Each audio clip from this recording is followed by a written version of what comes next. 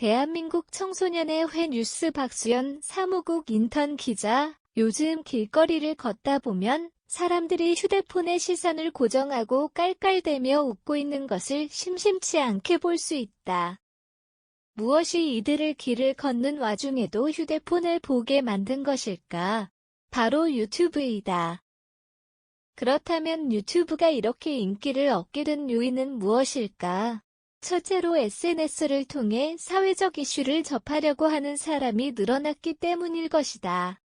모바일 애플리케이션의 경우 원하는 시간대에 원하는 콘텐츠만 골라볼 수 있고 이동하면서도 볼 수 있다는 편리함이 있다.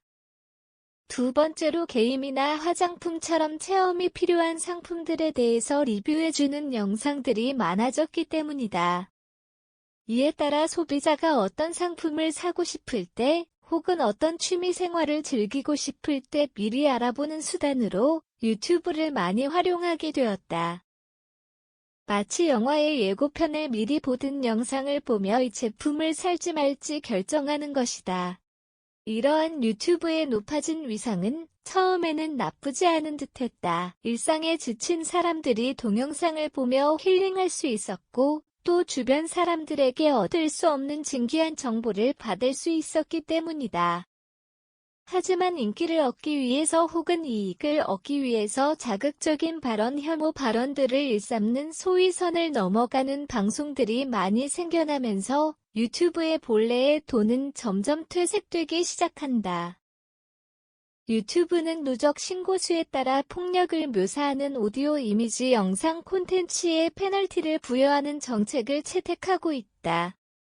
문제는 유튜브에서 명시하는 선정성과 폭력성의 기준이 모호하다는 것이다.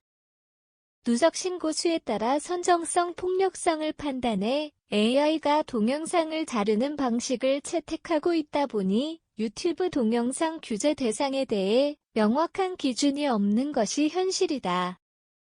유튜브의 경우 접근성이 낮아 성인뿐 아니라 아이들도 이용할 수 있다. 청소년은 성인보다 판단 능력이 떨어져 재미있다는 이유로 문제의 소지가 있는 발언들도 수용하는 경우가 많다. 혐오하고 조롱하는 언어들을 실생활에서도 사용할 가능성이 커진다는 뜻이다. 실제로 청소년 집단과 대화하다 보면 유튜브를 보는 친구들뿐 아니라 보지 않는 친구들 또한 유튜버가 사용하는 언어들을 자주 사용하는 것을 쉽게 볼 수 있다. 해당 방송을 시청하지 않더라도 친구들을 통해 배우는 것이다.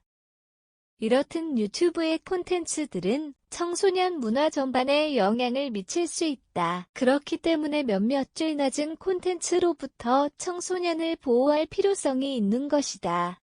유튜브의 정책은 자유로운 규제, 자유로운 콘텐츠를 바탕으로 하고 있다.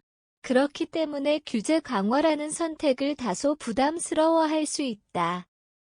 그렇지만 장기적으로 봤을 때 자유롭되 건전한 유튜브 건강한 콘텐츠가 더 이득이 되는 선택일 것이다. 일각에서는 개인의 자유도 중요하니 과하게 규제하는 건 옳지 않다고 주장하는 사람들도 있다.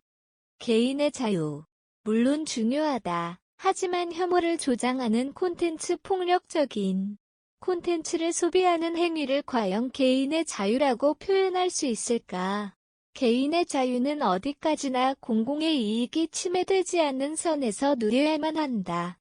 건강한 방송 문화를 구축하고 건전한 사회 분위기를 유지하려면 유튜브 규제 기준을 명확히 할 필요가 있다고 본다.